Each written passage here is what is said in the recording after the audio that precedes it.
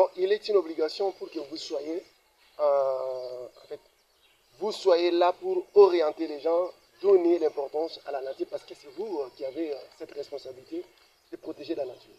De genèse, c'est déjà l'homme coutume. Donc, il n'y a pas un coin pour le fouiller. Comme on dit, chasser les naturels, vous allez revenir. Et à ce titre, on peut dire qu'ici en RDC, s'il s'agissait, on peut parler de l'environnement, il faut que les chefs coutumiers soient associés du début à la fin. Dans la RDC, on ne peut rien dire sans associer au préalable l'autorité coutumière. Et principalement l'environnement. Je dis l'environnement.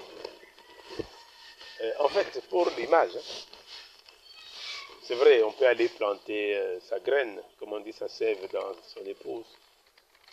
Mais la transformation de ces germes, de ces spermes en humain, mais ça se passe là où vous ne savez plus voir. C'est dans le ventre de la femme. Il n'y a que la femme qui sait s'il peut conserver cette grossesse.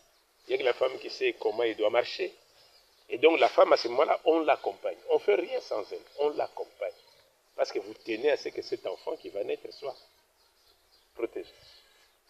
C'est ça l'autorité coutumière.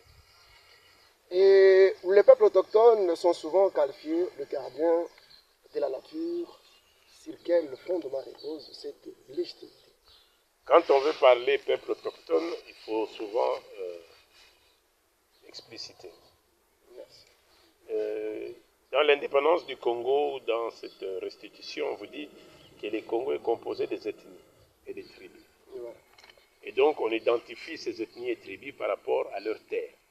C'est ce qui fait l'identité de la terre. Donc, chaque terre a un nom qui est assimilé à sa tribu, à son ethnie, à sa lignée, à son clan. Et donc, cette identification qui est préalable fait de chacun autochtone chez nous. J'étais en train de dire, tout en passant, quand je parlais des Mukwantombolo, je prends le cas du chef de l'État. Tu sais qu'il dit, oui, tu sais qu'il dit congolais. Il peut ne pas l'être par son nom. Je dis, mais pourquoi il est congolais? Non, parce qu'il appartient à un clan qui est en RDC. Et c'est quoi ce clan? C'est Mukwantombolo.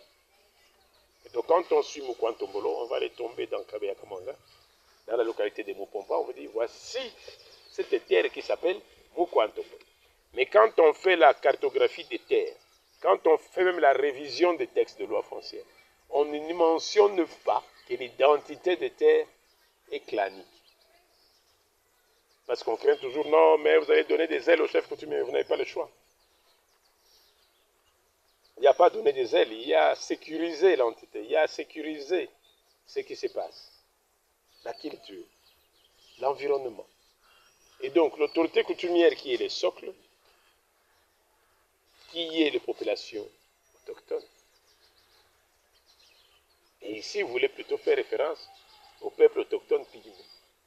Parce que, bon, en fait, okay. moi, je voulais à ce que vous puissiez nous expliquer voilà. de quoi ça est. Et donc, je disais que tout Congolais est autochtone chez lui. Okay. Et il est autochtone parce qu'il est identifié par rapport à un lieu qui fait de lui autochtone et qui compose la RDC, les différents clans de la RDC, c'est ça les autochtones. Ici, il s'avère, vous êtes ici, quand vous regardez de l'autre côté, il y a une forêt. Oui.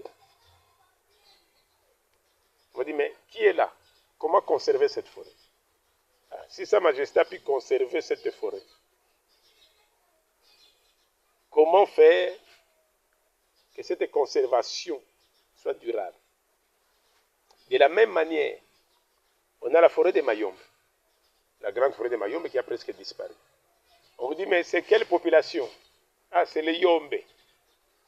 Qui sont les Yombe? Non, les autochtones du bas-fleuve. On les appelle comment? Yombe. Quand vous revenez, vous allez vers le centre, vous entrez dans les Sankuru, c'est là, dans les Maïnombe, vous entrez dans les Bandundu, vous retrouvez la conservation des forêts qui persistent encore. Vous remontez l'équateur, vous retrouvez des forêts qui persistent encore. Et dans ces forêts-là, vous avez l'avantage d'avoir une majorité qui s'appelle peuple autochtone pygmée, qui sont les Batchois. C'est là que je voulais faire relativiser. Et donc, même dans la loi sur les peuples autochtones, on parle des peuples autochtones pygmées, parce qu'ils avaient des revendications claires qu'il fallait protéger, liées à leur clan, liées à leur tribu, martyrisés, réduits par les autres tribus, réduits par les autres clans qu'il fallait protéger. Et donc cette loi vient dans ce sens-là. Et il s'avère également que c'est là-dedans qu'on trouve encore la persistance de la pharmacopée. Parce qu'ils sont restés dedans.